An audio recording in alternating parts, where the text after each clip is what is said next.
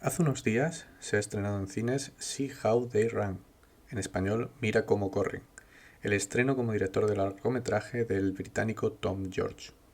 Se trata de una película de misterio, protagonizada por Sam Rockwell y Saoirse Ronan. Ya sabéis lo que dicen de las pelis de misterio. Vista una, vistas todas.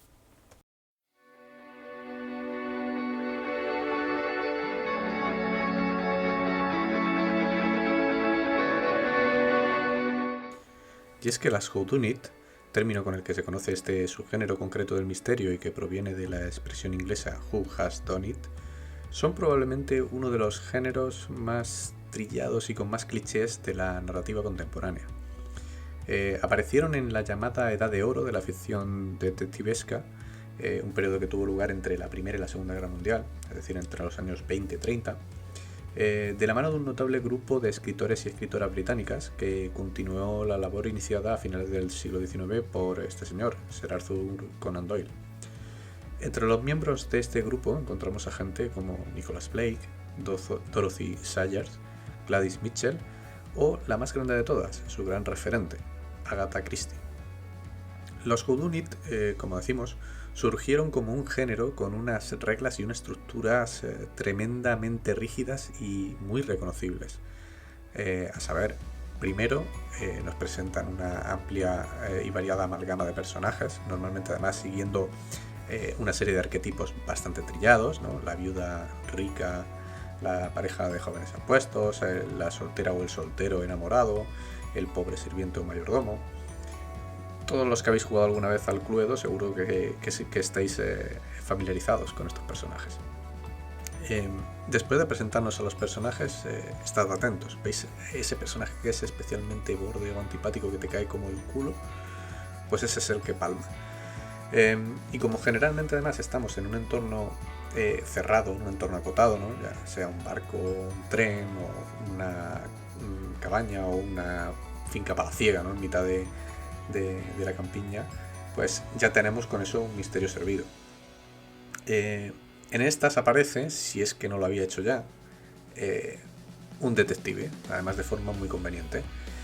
El detective es un personaje que se caracteriza por tener un ego muy grande, es decir, es una persona que tiene un alto concepto de sí mismo y se considera la persona probablemente más inteligente del planeta, ¿no? Entonces son los primeros que se toman este crimen o este misterio como un acertijo, como un juego que tienen que resolver o que deben resolver, ¿no? Así que nuestro detective comienza a investigar, comienza a interrogar a la gente, empieza a hacer sus pesquisas y elucubraciones y al final pues acaba formulando una teoría que generalmente suele ser errónea. Puede parecer un fallo, un fracaso, pero no, porque luego después lo que pasa es que tiene un momento en el que recuerda algo que aparentemente es banal, ¿no? Pues ya sea que la flor favorita de algún personaje es la orquídea o que un personaje se ha lavado las manos de una forma determinada o que se ha atado los cordones de otra forma. La cuestión es que eso desemboca en que el detective tiene una especie de epifanía, ¿no? Y resuelve el misterio. Pero claro, no lo puede resolver de forma normal, como una persona normal y corriente, sino que tiene que satisfacer ese gran ego que tiene, ¿no? Entonces lo que hace es reunir a todos en una sala y expone el crimen de forma milimétrica y por supuesto desvela quién lo ha hecho. Así que bueno, eso es un whodunit. Básicamente se nos plantea un crimen como una especie de acertijo y nos coloca al espectador en el punto de vista del detective, teniendo la oportunidad de seguir en primer plano ese proceso deductivo que lleva al detective a resolver el misterio. Los whodunit tienen una característica también bastante clara, otra característica que se llama la doble narrativa. Normalmente en un whodunit suele haber dos líneas narrativas, una abierta y natural, que es la que suele transcurrir en el presente, entre comillas, ¿no? Y es esa línea en la cual tiene lugar el proceso de deducción por parte del detective, ¿no? Es la línea temporal en la que estamos nosotros, digamos. De forma que nosotros podemos participar en ese proceso deductivo también. Luego aparte tenemos una línea narrativa oculta, que es la que contiene la realidad y la verdad de los hechos, ¿no? En concreto pues el crimen o misterio que hay que resolver. Entonces básicamente esta narrativa es una narrativa que para nosotros es desconocida por completo y que tenemos que ir reconstruyendo de forma gradual conforme vamos descubriendo pistas o vamos avanzando en el proceso deductivo. Las dos narrativas están ahí y a lo largo de la película pues nos vamos moviendo entre ellas de una a otra, sobre todo, como decimos, cuando se van desvelando los elementos importantes de la investigación o de la trama. Este recurso de la doble narrativa no es exclusivo de los whodunit, ¿no? O sea, hay películas que también utilizan este recurso, ¿no? Por ejemplo, los thrillers suelen ser otro género que también suele tirar bastante de esta doble narrativa. El otro gran elemento distintivo de los whodunit es la ausencia de violencia, sobre todo como concepto original de lo que es un whodunit, ¿no? Si nos vamos a lo que escribieron originalmente ese grupo de escritores británicos, que además se llamaba Cozy Mystery, todos estos relatos tenían en común pues la ausencia de cualquier componente de violencia, ¿vale? Es decir, no hay nada gore, es una historia para todos los públicos. ¿Qué pasa? Que como respuesta a este punto concreto de los whodunit, a esta característica concreta, en Estados Unidos comenzó a desarrollarse un subgénero parecido que dotaba sus historias de una mayor dosis de violencia y brutalidad, ¿vale? Además daba un estilo un poquito más coloquial y más cercano al público y hacía que la figura del detective fuese un poco más dura, ¿no? Un poco más curtida, ¿no? Este tipo de historias se llamó hard-boiled, y aquí los principales autores fueron Raymond Chandler y Dashiell Hammett, escritor, entre otros muchos libros, de El halcón maltés, este libro que luego fue adaptado a película por John Huston y protagonizada por Humphrey Bogart. Otra variante de los whodunit fueron los llamados coloquialmente los howdunit, ¿vale? O también conocidos como historias de detective inverso. En estas historias, la gran diferencia con respecto a los whodunit es que el crimen se nos muestra al espectador al principio, es decir, se nos muestra quién ha muerto y quién lo ha matado, de forma que la película va de ver que nosotros somos espectadores de cómo el detective recrea el crimen y descubre la verdad, ¿no? Mientras que nosotros ya la conocemos desde un principio. A la diferencia de los whodunit, donde nosotros como espectadores tampoco sabemos quién ha cometido el crimen. Este subgénero, esta variante, fue utilizada en muchas series de televisión, como por ejemplo Detective Colombo o Ley y Orden. Y es que si bien muchas historias pasaron de los libros a la gran pantalla con notables adaptaciones, sobre todo en los años 70 y 80, lo cierto es que donde realmente este tipo de historias acabó encontrando su nicho fue en el mundo de la televisión, gracias a las llamadas series procedurales.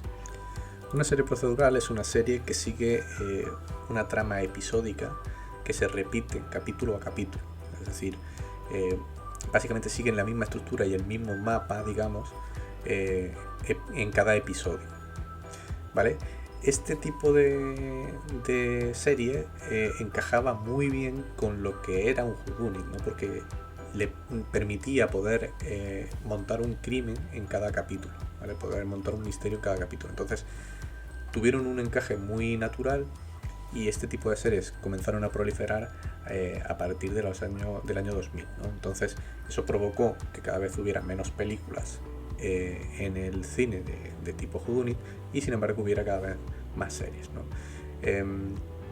Tenemos muchísimos ejemplos de series de este tipo, por ejemplo CSI, Castle, Crimen en el Paraíso, Elementary, El Mentalista, Psych, Sherlock, Lucifer. Incluso en España apareció una como Los Misterios de Laura, ¿vale?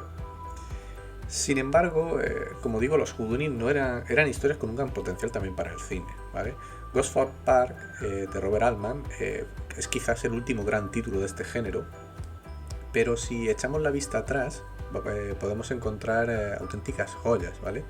Como por ejemplo 10 negritos de René Clair en el año 1945, Testigo de cargo, de Billy Wilder, una adaptación también de una historia corta de Agatha Christie en el año 1957, En el calor de la noche, de Norman Jewison, del 67, Asesinato en el Orient Express, también una adaptación de Agatha Christie, hecha en este caso por Sidney Lumet, Chinatown, de Roman Polanski, Un cadáver a los pósters, en un tono más de comedia, esta película de Robert Moore, Muerte en el Nilo, de nuevo de Agatha Christie, El juego de la sospecha, basado en el que película en la que se basó luego El juego del Cluedo, de Jonathan Lynn, El nombre de la rosa, también basado en una novela, en este caso de Umberto Eco.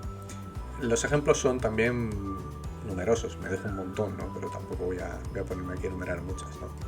La cuestión es que en este contexto, como decimos, durante un par de décadas ha habido como una especie de vacío en el cine de cara a este género. Digamos que hacía falta un cambio, ¿no? Hacía falta reinventar un poco, digamos, el género para que pudiera volver a entrar con fuerza en la gran pantalla, ¿no? Y ese renacimiento se produce en el año 2019 de la mano de Rian Johnson cuando aparece Knives Out, Puñales en la espalda. Esta película supuso un soplo de aire fresco para el género de los whodunit, ya que cogió un poco el tono de comedia que traían esas series procedurales, ese tono desenfadado, digamos, y lo encajaron, y Rian Johnson lo encajó con mucha habilidad en esa estructura tan rígida que tienen los whodunit, digamos. Es decir, básicamente lo que hizo fue dotarla a este género de un tono mucho más orientado a la comedia, sin perder o respetando la esencia británica del mismo, ¿no? Es decir, ¿cómo consiguió esto? Lo hizo básicamente dotando no solo al investigador, sino también al resto de personajes de un humor, de un sentido del humor muy británico, cargado de mucha ironía, con mucho sarcasmo, como si no te terminaras de tomar en serio lo que dice al 100% o lo que está deduciendo, ¿no? Como si no fuese un detective realmente súper inteligente, digamos, ¿no? Digamos que en este sentido se ríe un poco de sí mismo, ¿no? Aquí digamos que pervierte un poquito ese tópico del detective súper hombre, digamos, y se mofa un poco, ¿no? de ese arquetipo.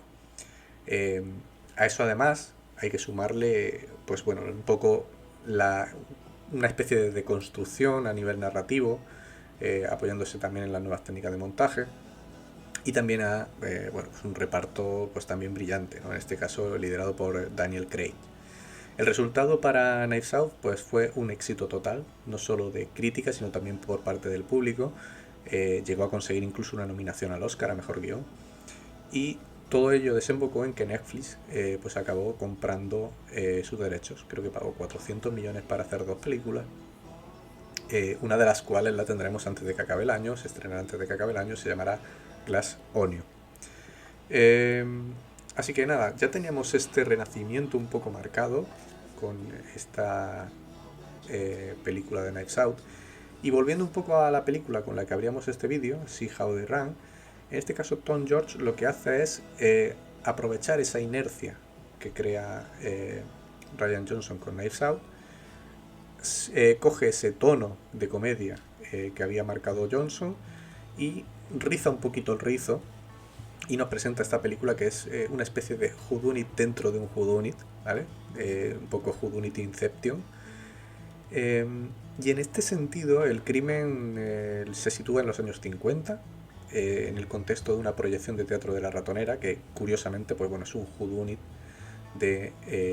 escrito por Agatha Christie, de ahí lo de un whodunit dentro de un whodunit. Y en esta proyección de teatro es donde tiene lugar el crimen que da pie a nuestra historia, ¿no? A la historia de esta película, ¿no? Entonces, bueno, aquí Tom George pues plantea de forma ágil e ingeniosa esta doble narrativa, yendo un poco más lejos, ¿no? Porque como nos ofrece también pasajes de la representación, podríamos estar incluso hablando de una doble narrativa, ¿no? Digamos, porque también nos intercala ahí esos momentos de la proyección de La Ratonera, ¿no? Entonces, digamos que se apoya también, utiliza también esa línea falsa de la obra original para insinuar también cosas importantes de cara a la trama principal. Y es que, aunque se trata de un whodunit, como ya hemos dicho, Rian Johnson marcó el camino y Tom George aquí sigue explorando ese camino, ¿no? Vuelve no solo a pervertir, sino a romper también sus reglas, vuelve a burlarse de ellas, y eso además lo utiliza para realimentarse e impulsar otras partes de la propia trama. Pervierte incluso la perspectiva rompiendo la cuarta pared, con lo que hace al espectador más partícipe incluso del misterio, ¿no? Por último, bueno, pues obviamente también habíamos dicho que Knives Out también se apoya muchísimo en el reparto.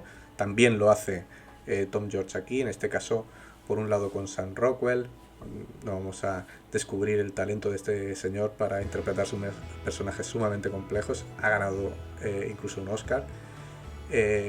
Luego también está Saoirse Ronan, que es una actriz a la que estamos acostumbrados a verla en roles mucho más dramáticos, y supone un soplo de aire fresco poder verla brillar y disfrutar en un registro más ligero, en un registro más cómico, ¿no?